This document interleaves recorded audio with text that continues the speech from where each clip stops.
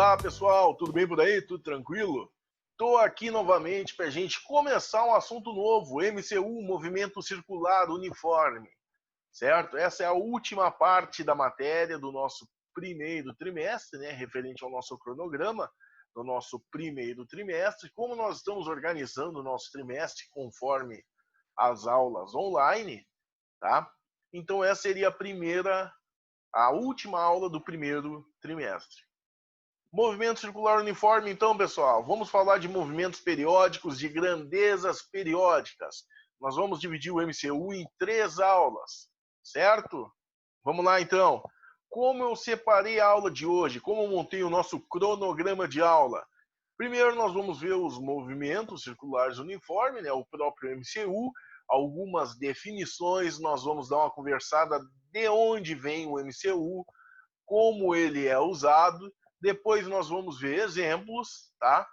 Por último, como de praxe, a gente vai fazer um resumão da nossa aula, tranquilo? Vamos lá então, pessoal. Movimento circular uniforme. O que é esse tal desse movimento circular uniforme?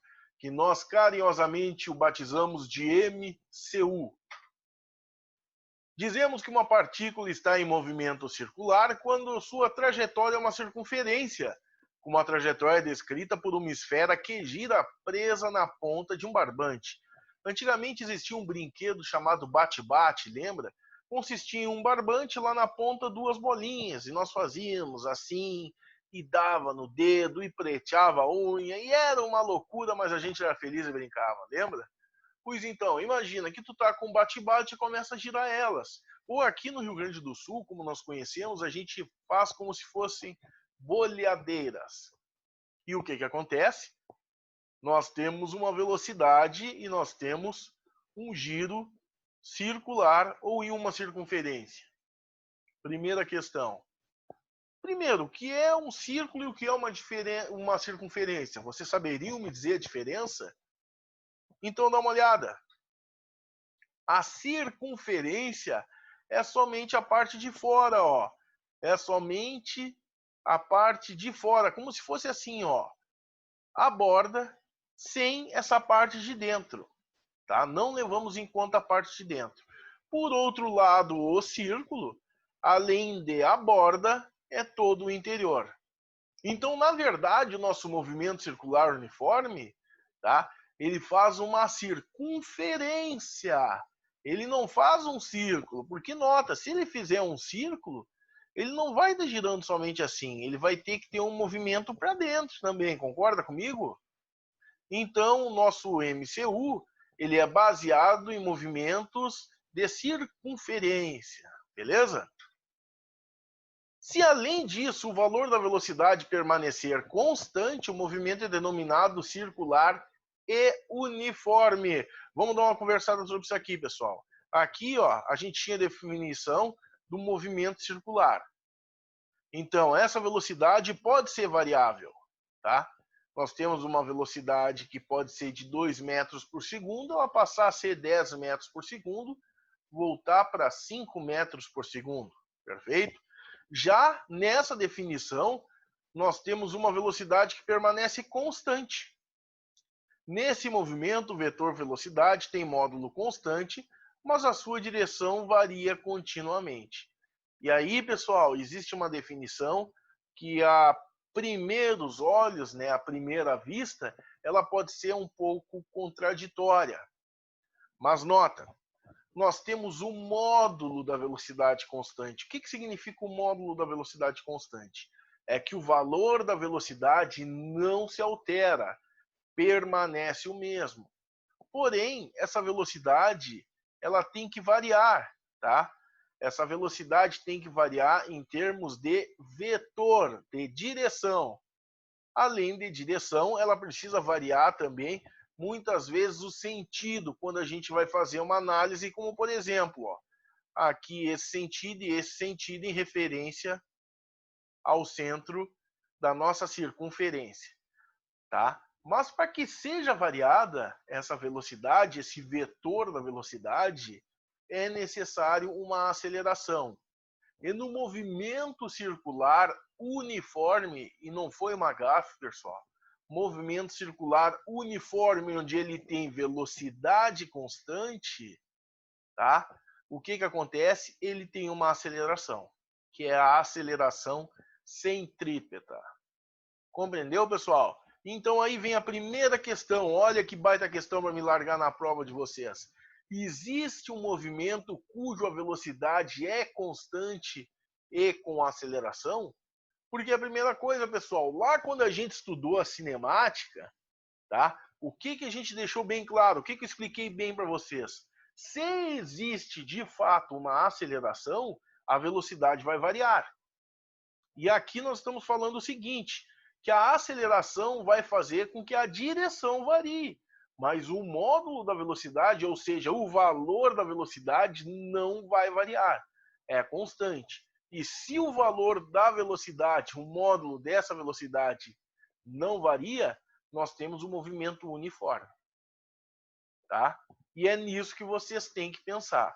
O nosso estudo não está baseado em movimento circular com velocidade variável, e sim com movimento de velocidade constante, ou seja, movimento circular e uniforme. Tranquilo, pessoal? Vamos adiante, então. Aplicações do MCU. Da onde saiu o MCU e aonde é aplicado? Pessoal, antigamente existiam, olha aqui, ó, moinhos, certo? Moinhos, verdadeiras engenhosidades, tá? Onde era desviado o trajeto de um rio através de uma porção de canos, tá? Ou então de um canal. Essa água do rio fazia com que essa roda girasse, certo? Assim, girando aqui dentro um moinho. Então nós temos um movimento circular uniforme. Inclusive uma parte que nós iremos aplicar daqui a algum tempo, daqui a algumas semanas, que chama-se acoplamento de polias, certo? Aqui do outro lado, nós temos também uma moenda. O que é uma moenda, pessoal? É o que usava-se antigamente, né, principalmente aqui no Rio Grande do Sul, para moer farinha, para moer milho, para moer trigo, certo? Ah, professor, mas isso aí é moinho. Não, concordo contigo, pode ser um tipo de moinho, mas esse tipo específico de moinho, tá? Dá-se o nome de moenda. Aqui a gente tem um motor de indução monofásico de gaiola, tá? Matéria de terceiro ano, pessoal, lá com o professor Luiz Rafael, ele vai te explicar tintim por tintim daqui a uns anos, tá? Mas o que me importa aqui não é me atravessar na matéria dele, é essa aqui, ó, RPM, rotações por minuto. Se tem rotações, nós podemos levar como MCU. Então nota, pessoal, que lá de antigamente nós já temos muita, mas muita parte que nós conhecíamos, mas que não fazíamos a mínima ideia que existiam aplicações de movimento circular uniforme, certo? Vamos mais para adiante um pouco, vamos adiantar a nossa data. Olha só, relógios, olha o maquinário do relógio. O que é o maquinário do relógio, pessoal? É o seguinte, o motor do relógio. Olha lá, ó. Quantas circunferências? Engrenagens. Esse tipo de ligação de engrenagens nada mais é do que a gente chama de acoplamento de polias, certo? Aqui embaixo, ó, outro tipo de acoplamento de polias, pessoal. Isso aqui é um motor de um automóvel. Então a gente tem uma correia, né, que os mecânicos dão o nome de correia dentada devido a esses dentes, que fazem o comando de um motor, certo? Também podemos estudar através do movimento circular uniforme. E aqui nós temos a hélice de um navio. O que é a hélice de um navio? É um motor aqui dentro que vai passar a rotação para essa hélice através de um acoplamento de polia e vai fazer com que o navio se movimente. Como? Essa hélice vai empurrar a água e logo o navio é empurrado para frente. Mais adiante nós vamos estudar esse fenômeno que está ligado com a terceira lei de Newton. Tranquilo, pessoal? Vamos adiante então mais um pouquinho. Aqui a gente tem aplicações um pouco mais modernas, né, para os dias de hoje.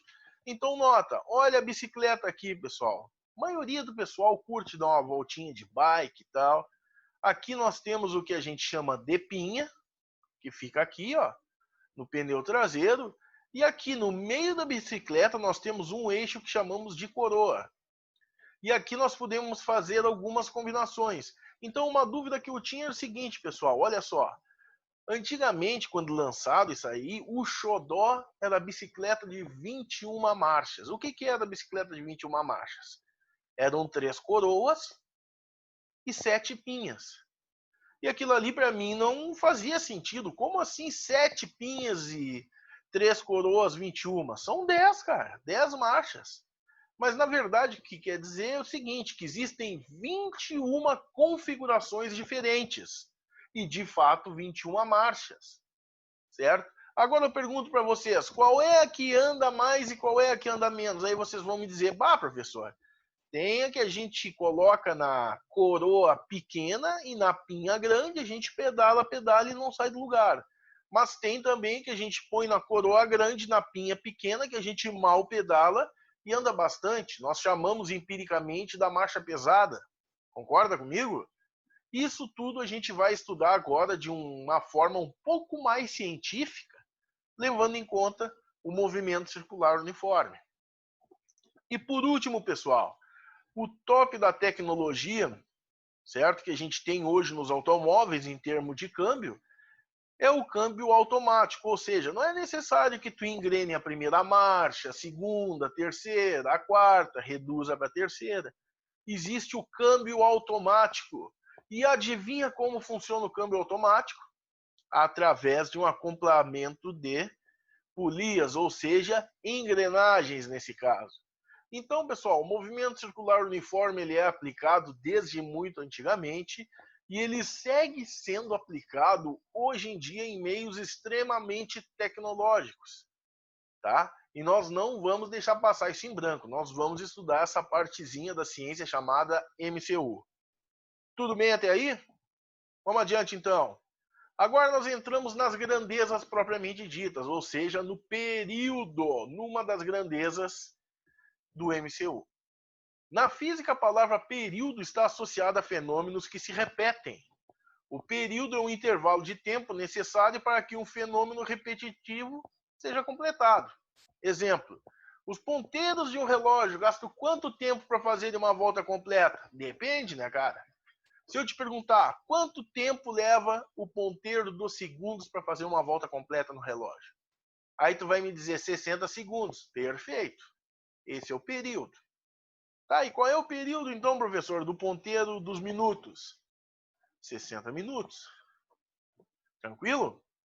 Aplicando essa ideia ao caso específico de um movimento circular uniforme, onde o módulo da velocidade é constante, a gente percebe o seguinte, pessoal. Olha só, que o período representado por t corresponde ao intervalo de tempo para completar uma volta ou um ciclo.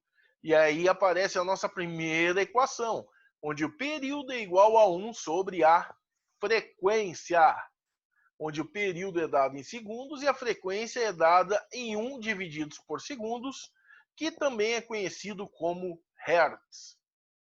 Tudo bem até aí? Tudo tranquilo? A nossa segunda grandeza é a frequência. O que é a frequência?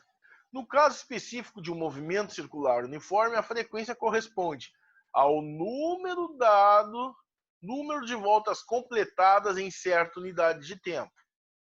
Podemos indicar a frequência em um movimento circular uniforme em voltas por segundo, minutos por segundo, por hora, por dia, por mês, por ano, por década, enfim. Certo? Então, nota, vou voltar uma transparência. Período é por segundo, certo? Frequência, nós denominamos.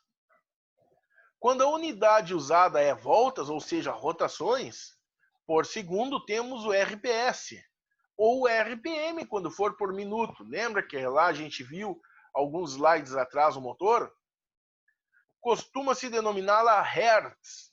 E quando a unidade usada é voltas ou rotações por minuto, costuma-se representá-la simplesmente por RPM. Tudo bem até aí, pessoal? Tudo tranquilo mesmo?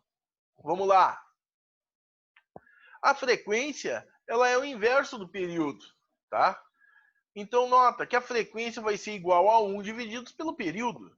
E, novamente, aqui aparece a frequência na unidade de Hertz, ou 1 sobre segundos, e o período em unidade de segundos. Certo, pessoal? Não é tão difícil, não, tá? Não é, vai por mim que não é tão difícil, não. Vamos adiante, então. Aqui a gente tem a primeira grandeza que começa a complicar um pouquinho mais, que ela é o deslocamento angular. Mas o que é um deslocamento angular? Eu vou te explicar tintim por tintim, vou te dar um exemplo bem fácil. O deslocamento angular é uma grandeza física definida pela variação do ângulo central de um objeto que descreve um movimento circular. O deslocamento angular é representado por delta, θ, aquele mesmo delta da variação, certo? E é medido em radiano no sistema internacional. O radiano corresponde a uma abertura angular determinada pelo arco de comprimento igual ao raio da circunferência. Essa tu não sabia, né? Essa tu não sabia. E o pior, eu tenho certeza que o Claudinho te explicou isso aí e tu não lembrava. Em termos práticos, a conversão pode ser feita considerando a igualdade. 360 graus igual 2π radiano. E voa lá. Regrinha de 3. Certo? Agora sim, pessoal. Em uma circunferência, podem-se circunscrever 2π, ou seja, 6,28 raios em seu perímetro. Logo, o que quer dizer isso aqui? Significa aqui, ó, aqui tem um raio, então toda essa circunferência aqui, ó, ela tem o tamanho de 6,28 raios. Por isso, 2π radianos. Logo, em uma circunferência, há 2π, ou seja, 6,28 radianos. Cada radiano corresponde aproximadamente a 57,3 graus, ou seja, 57,3 graus, 57,3 graus, 57,3 graus, certo? E aqui a gente tem uma tabelinha, tá? Por que essa tabelinha, pessoal? Aqui para ajudar a gente só com os ângulos notáveis, para nos dar uma força, tá? 30 graus é π sexto, 45 graus é π quartos em ângulos de radianos, sucessivamente. Tranquilo? Tudo bem? Isso aqui também está lá no material que já está no site para vocês. Então não se preocupem muito. Agora sim, pessoal. Em situações em que um corpo realiza um movimento sobre uma circunferência, partindo de uma posição inicial, seu deslocamento pode ser identificado de duas formas distintas: pela trajetória sobre a circunferência ou pelo ângulo realizado. E quando a gente vai ver um móvel que está com certa velocidade, a gente quer saber qual o trajeto que ele se desloca, tá? Se ele for daqui até aqui, nós vamos dizer, olha, cara, daqui até aqui vai ter mais ou menos 1 metro, tá? Agora, beleza. Agora eu quero saber quanto esse 1 metro vale nesse ângulo aqui, ó. Aí o que eu faço? Passo para outro tipo de grandeza, para a grandeza angular. E o movimento circular uniforme, ele se importa com as duas maneiras, tanto com a trajetória sobre a circunferência, quanto pelo ângulo realizado, certo? E como nós vamos trabalhar isso, pessoal? Que coisa horrível, meu Deus, nunca mais eu vou me achar. Essa regra de 3. Ah, mas eu não entendi ainda, professor. Então, dá uma lidinha aqui, ó. Certo? É bem fácil, pessoal. É tranquilo, parece assustador no início, mas vocês precisam fazer as listas de exercícios. No momento que vocês fizerem a lista, vocês vão ver que não é tudo aquilo. Que parece algo complicado, mas na realidade é bem simples. Basta a gente ter uma ideia até um pouco mais do que superficial, tá? E a gente consegue interpretar bem os problemas, tranquilo? Bom, apesar da nossa deslocamento angular, e se a gente desloca um ângulo, nós temos uma velocidade, porque a gente, para deslocar um ângulo, nós levamos um certo intervalo de tempo, concorda comigo? E tu lembra que a definição de tempo, eu vou colocar aqui do lado para ti, ó. Deixa eu anotar aqui só para te ter uma ideia, ó. Velocidade é igual a ΔS divididos por ΔT. Tu lembra disso? Velocidade média, tá? Só que ao invés da gente se deslocar em linha reta, nós vamos se deslocar por um ângulo. E aí a gente coloca uma letra diferente para que a gente não confunda. Então aqui nós temos o deslocamento angular, aqui nós temos o deslocamento linear. Aqui nós temos a velocidade média, aqui nós temos a velocidade angular média. Tranquilo? Então não é tão complicado, não. Mudam as coisinhas ali, mas no final é a mesma coisa. Então a velocidade angular é uma grandeza física definida pela rapidez com que ocorre o deslocamento angular de um objeto em movimento circular. Simplesmente isso. Com as medidas angulares não são física. A unidade de velocidade angular no SI é apenas 1/segundo, ou seja, hertz. Contudo, tradicionalmente ela é expressa em radiano por segundo, certo? Então, para nós aqui, nós vamos expressar essa grandeza fora do SI por radianos por segundo. Por quê? Porque qual foi teu deslocamento? Foi tantos radianos. Perfeito. E qual o tempo? 10 segundos. Então, divide o x de radiano pelo x de segundos, nós vamos ter radianos por segundo. Certo, pessoal? Vamos adiante. Exemplo, deixa eu puxar minha mesinha aqui, que eu quero fazer um exemplo com vocês. Gosto sempre de fazer um exemplo, né? Step by step, passo por passo, que é para ficar claro para o aluno, tá? Deixa eu fazer isso aqui, deixa eu minimizar aqui, deixa eu levantar aqui o meu... Ah, agora sim. Vamos passar por exemplo aqui então. Vamos trabalhar junto com o exemplo daquela forma que a gente conhece, que é a nossa receitinha de bolo. Vamos colocar aqui primeiramente, exemplo 1, certo? E agora a gente vai partir para a selvageria, digamos assim. Vamos encarar o perigo de frente, vamos resolver o exemplo. Primeiro, o que a gente faz? Uma leitura prévia. Um corpo realiza um movimento circular uniforme e executa 1.200 voltas em 2 minutos. Determine a frequência do movimento em hertz e o período do movimento em segundos. Perfeito. Então, o que a gente precisa ver? Primeiramente, o número de voltas. Vamos colocar aqui o número de voltas igual a 1.200. E o ΔT, ou seja, o tempo que ele levou, é igual a 2 minutos. Concorda comigo que 2 minutos, quando a gente passa para segundos, são igual a 120 segundos? Pronto, agora ele quer a frequência. O que é a frequência, pessoal? Vou colocar a equação aqui, ó. Frequência é igual a 1 sobre o período, tá? Só que o período, pessoal, ele é expresso em segundos, lembram disso? Então vamos lá. O que ele tem aqui, ó? É o número de voltas, que vai ser 1.200, então a frequência vai ser igual, deixa eu puxar uma flechinha para cá, igual a 1.200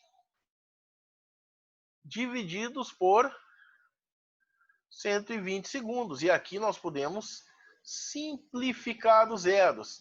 E a gente tem 120 divididos por 12. Aí é barbada, né, pessoal? A nossa frequência é igual a 10. Lembra da unidade de frequência?